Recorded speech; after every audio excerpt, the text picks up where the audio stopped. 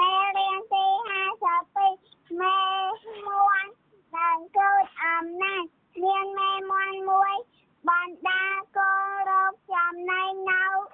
ក្រៅផ្ទះពេលមកដល់កំពតប្រៃមួយកូនមួនបានដើរសេឡាពីមេវាពេលនោះមេហើយ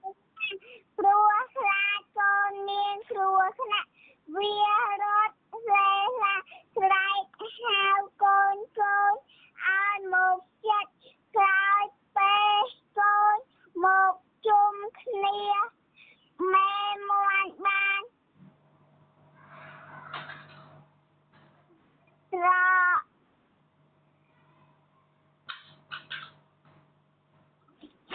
ត្រដាងស្លាបគ្របកូនទាំងអស់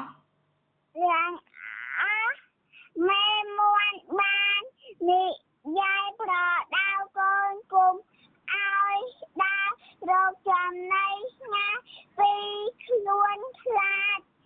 ជួបសត្វសាហាវតាំងពីពេលនោះមកកូនមួនមិនដែលដើររកចំណីឆ្ងាយពីមេរបស់វាឡើយដោយសារការស្ដាប់តាមដំបូន្មានរបស់មេ